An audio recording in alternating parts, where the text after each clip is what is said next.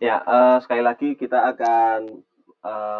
akan coba memberikan penjelasan tentang materi hari ini, yaitu tentang distribusi normal dan Z-score. Silakan Anda perhatikan dengan baik-baik. Nanti kalau ada pertanyaan, silakan Anda tanyakan setelah saya menjelaskan materi ini. Oke? Eh,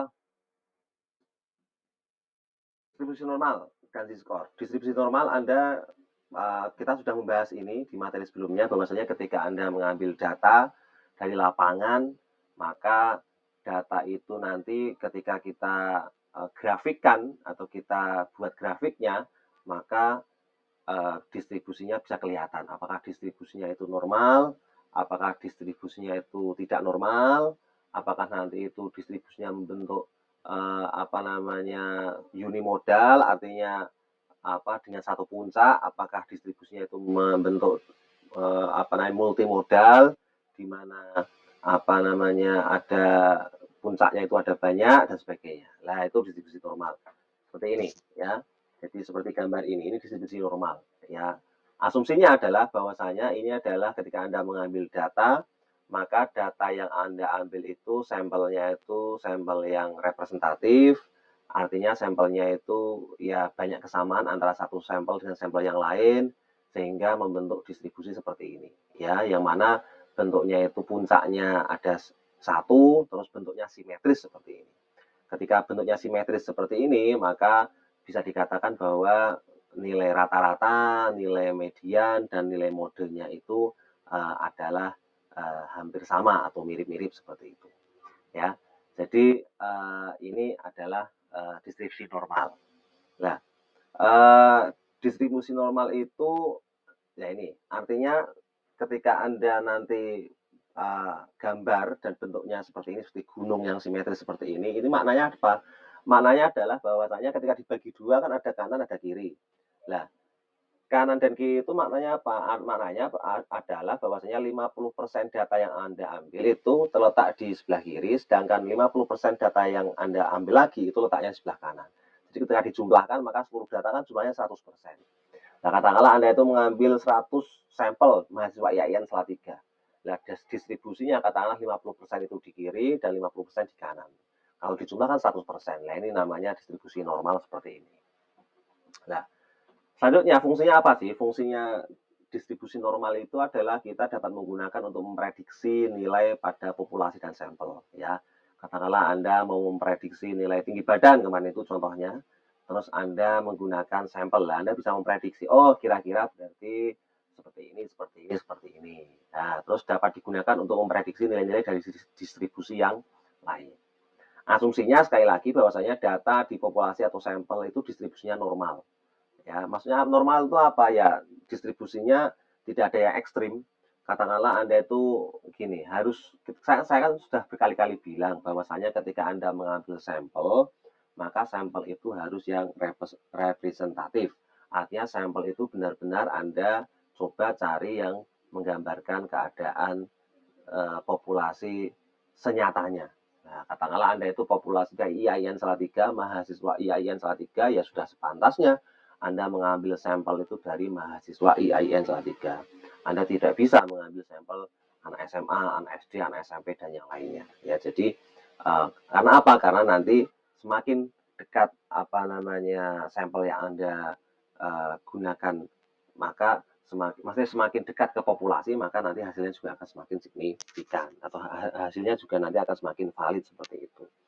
Nah, terus sekali lagi ketika Anda menggunakan statistik itu hanya sekedar memprediksi. Kita hanya menggunakan distribusi itu sebagai landasan teori. Ya, kadang-kadang antara teori dengan kenyataan pasti ada bedanya. Seperti yang sudah saya bilang kemarin bahwasanya yang namanya statistik Mas itu tidak bisa lepas dari derajat kesalahan atau error. Ya, secara teori itu pasti ada errornya, ada apa namanya ada ketidaksesuaian antara antara teori dengan fenomena realitas di lapangan. Maka selalu ada errornya, ada kesalahannya. Nah, itulah statistik. Nah, asumsinya sama. Ketika kita menggunakan apa namanya distribusi frekuensi normal, itu kita asumsinya adalah bahwasanya secara teoritis memang ini hanya observasi, pasti ada errornya sedikit-sedikit kan seperti itu. Oke, Terus selanjutnya, nah, mana tadi? Nah ini normal distribusi dan standar deviasi. Jadi apa hubungan antara normal distribusi atau distribusi normal dan standar deviasi? Nah, ini yang penting. Ini nanti akan kita gunakan. Jadi gini, bahwasanya ketika distribusinya normal seperti ini, bentuknya seperti gunung yang simetris seperti ini, maka bisa kita itu dalam teori itu kita bisa menggunakan standar deviasi. Jadi gini, kita tahu bahwa nilai rata-rata itu ada tepat di tengah, ya, tepat di tengah. Nilai rata-rata itu tepat di tengah sini, ya, yang membagi dua ini. Nilai rata-rata kan tepat di tengah ini. Nah, standar deviasi itu sendiri itu adalah sebuah nilai standar yang mengukur, ya, sebuah nilai standar yang mengukur seberapa jauh, ya, ya, nilai data itu dari nilai rata-rata. Yang mengukur seberapa jauh nilai data itu dari nilai rata-rata. Contohnya adalah ketika katakanlah rata-rata tinggi badan itu 170 cm. Terus apa namanya tinggi badan Anda sendiri itu adalah 172. Nah, kan berarti ada beda 2 cm antara rata-rata dengan tinggi badan Anda. Lah, ketika itu kalau satu data, kalau banyak data maka diperlukan yang namanya standar. Nah, yang dinamakan standar deviasi adalah standar di mana digunakan untuk memprediksi, ya, digunakan untuk memprediksi kira-kira seberapa jauh apa namanya perbedaan antara nilai data dengan rata-rata data tersebut. Nah, seperti itu, ya. Jadi itulah standar deviasi. Nah, ketika menggunakan distribusi normal, maka ada istilahnya satu standar deviasi, dua standar deviasi, dan tiga standar deviasi. Maknanya apa sih? Satu standar deviasi itu maknanya adalah dia itu jarak dari rata-ratanya adalah satu standar deviasi. Nah, satu standar deviasi bermakna 68% itu maksudnya apa? Maksudnya adalah bahwasanya data yang Anda ambil itu 68% itu letaknya di ini, di besaran jarak satu standar deviasi dari rata-rata. Entah itu ke kiri yaitu negatif, entah itu ke kanan yaitu positif. Ya, jadi ketika katakanlah contohnya Anda mengambil sampel 100 mahasiswa IAIN Salatiga, ya, 100 apa namanya mahasiswa IAIN Salatiga. Makna dari standar deviasi satu standar deviasi maknanya adalah bahwasanya 68% mahasiswa IAIN Salatiga itu terletak di antara ini, di antara satu standar deviasi dengan nilai rata-ratanya. Soalnya tadi ya, jadi katakanlah 100 mahasiswa IAIN Salatiga, maka distribusi dari 68% data yang Anda ambil itu dari sampel 100 mahasiswa itu letaknya di satu standar deviasi ini, ya. Jadi letaknya di satu standar deviasi ini, ya. Jadi 68% letaknya di situ. Sedangkan dua standar deviasi 95% maknanya sama, yaitu bahwasanya 95% data atau artinya 95 mahasiswa yang datanya Anda ambil itu letaknya di dua standar deviasi ini. Nah, seperti itu. Nah, terus tiga standar deviasi 99,7%. Ya, maknanya sama. Jadi apa namanya 99,7% data yang Anda ambil itu letaknya di tiga standar deviasi ini. Entah itu ke kiri, entah itu ke kanan dari jaraknya dari rata-rata. Nah, seperti itu. Terus eh, contoh ini, nah ini contohnya gini. Contohnya adalah Anda perhatikan baik-baik. Apabila nilai statistika dari 95% mahasiswa IAIN adalah antara 70 sampai dengan 90, maka berapakah nilai rata-rata dan standar deviasinya? Nah, maka berapakah nilai rata-rata dan standar deviasinya? Sekali lagi, nilai 95% mahasiswa. Maka kita langsung saja 95% mahasiswa atau 95% data. Nah, berarti kan dua standar deviasi nih. Nah, dua standar deviasi. Nah, sekarang dia itu nilainya 70 sampai 90. Nah, berarti nilai rata-ratanya berapa? Nah, berarti ketika Anda bagi seperti itu kan nilai 70 sampai 90. Berarti 70 di kiri, 90 di kanan. Ya, berarti rata-ratanya berapa? Ya, rata-ratanya kan titik tengah antara 70 sampai dengan 90. Maka nilai rata-rata mahasiswa itu adalah yaitu tinggal 70 tambah 90 bagi 2 sama dengan 80. Itu nilai rata-ratanya. Ya, jadi 70 itu ada di dua standar deviasi yang kiri, sedangkan 90 adalah di dua standar deviasi yang kanan. Ya, jadi apa namanya sehingga antara 70 sampai 90 nilai tengahnya adalah 80. Nah, terus nilai standar per satu standar deviasi ini berarti nilainya berapa? Nah, nilainya maksudnya nilai ini loh. Katakanlah kan 70 sampai 90 kan nilai ulangannya, katakanlah nilai ulangannya lah. Per satu standar deviasi ini kan ada nilainya. Nilainya berapa berarti? Lah ini kita ini. Standar deviasinya berarti 95% dengan 2 standar deviasi di sisi kanan kiri kurva. Jadi totalnya kan 95% mencakup 4 standar deviasi. Iya kan? Jadi mencakup di kiri 2 standar deviasi, yang di kanan juga 2 standar deviasi. Nah, terus nilainya sendiri dari setiap satu standar deviasinya itu berapa? Ya tinggal tadi berapa kan 70 sampai dengan 90. Berarti kan di sini eh, apa namanya ada 20 ya nilainya. 20 dibagi 4 ini, 4 standar deviasi ini. Maka setiap satu standar deviasi itu nilainya adalah 5. Ya, setiap satu standar deviasi itu adalah nilainya 5. Ya. Jadi sekali lagi, setiap satu standar deviasi itu adalah nilainya 5. Nah, terus ini fungsinya apa sih? Kok bulat seperti ini sebenarnya bisa kalau kita gunakan fungsinya untuk apa? Ya kita banyak fungsinya bisa buat untuk memprediksi apakah apa namanya rata-rata siswa itu nilainya sudah baik, sudah memenuhi standar dan sebagainya. Contoh gini, contoh. Apabila ini kan 95% mahasiswa yang Salatiga itu nilainya adalah 70 sampai dengan 90 nilainya adalah 70 sampai dengan 90. Maka itu kan masih dalam 2 standar deviasi. Contoh, lah berarti umpamanya ada yang dapat nilai 40 gimana? Oh, berarti kan kalau sudah nilai 40 itu kan apa namanya bahkan itu sangat di luar 95%. Berarti kalau kita membuat katakanlah sebuah kesimpulan sementara, oh berarti kebanyakan rata-rata mahasiswa yang saat itu nilainya sudah bagus ya, mau 95% aja 70 sampai 90. Tapi ada satu orang katakanlah yang nilainya itu 40. Oh, berarti tapi ada satu orang itu nilainya yang sangat beda dari umumnya. Katakanlah nilainya cuma 40. Nah, berarti nanti kan kita bisa menyimpulkan sebagai guru. Oh, berarti mungkin memang harus ada treatment khusus bagi satu orang ini yang cuma nilainya 40 karena dia di luar rata-rata atau di luar standar deviasi yang ada, ya.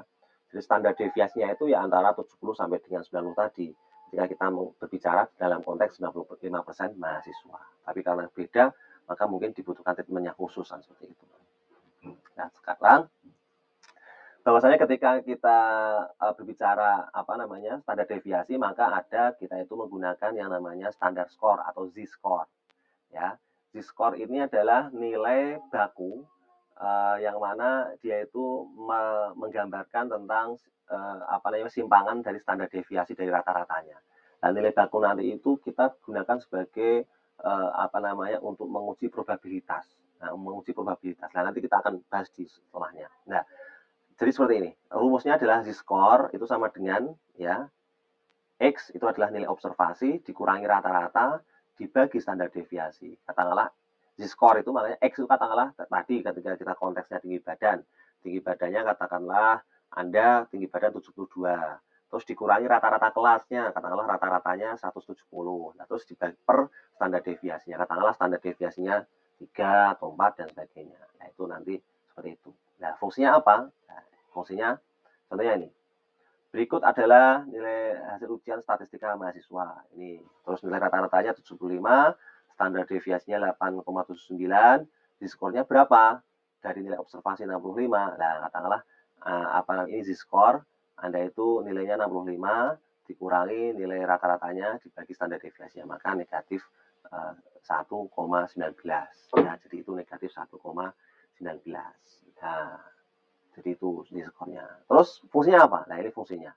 Ya, sekali lagi, Z-score itu fungsinya adalah untuk menentukan probabilitas atau kemungkinan. Jadi ini contohnya ada 200 mahasiswa yang ikut ujian statistika. Nilai rata-ratanya 6 dan standar deviasinya 2. Berapa orangkah yang mendapat nilai 8 sampai ke atas? Nah, Anda kan untuk prediksi. Berarti kira-kira yang dari 200 mahasiswa ini nilai rata-ratanya 6, sedangkan standar deviasinya 2. Terus berapa nih yang dapat nilai 8 ke atas? Nah, mula-mula kita harus mencari Z-score terlebih dahulu ya. Z-score-nya adalah ya, jadi nilai apa namanya yang dapat 8 ke atas berapa ini? Jadi 8 dikurangi nilai rata-rata 6 dibagi standar deviasinya 2 sama dengan 1. Lalu cari nilai probabilitasnya kemungkinan dari Z-score. Ya, lah ini baru Anda harus ketika Anda mencari nilai probabilitas maka Anda harus menggunakan Z-table atau Z-score. Nah, Z-table-nya akan saya sharing di sini. Ya, sebentar. Z-score-nya akan saya sharing di sini. Nah,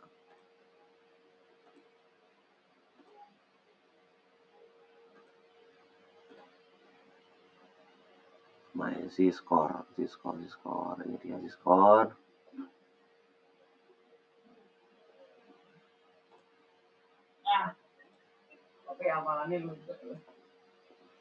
Mohon itu Ahlan Rizky di mute dulu.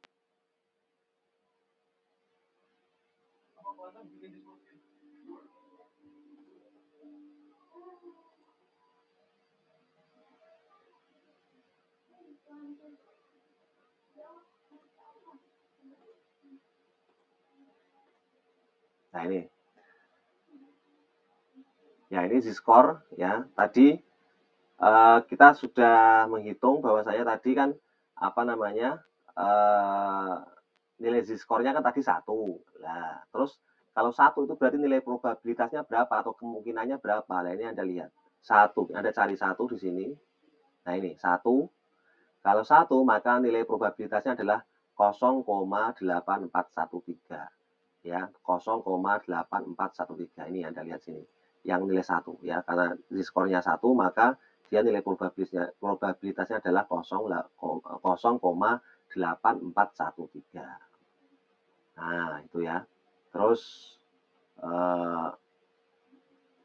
artinya apa? Kita sudah ketemu 0,8413. Terus artinya apa artinya? Artinya adalah, saya sebentar, ribetnya kalau pakai seperti ini. Kita kembali ke sini lagi, makasih.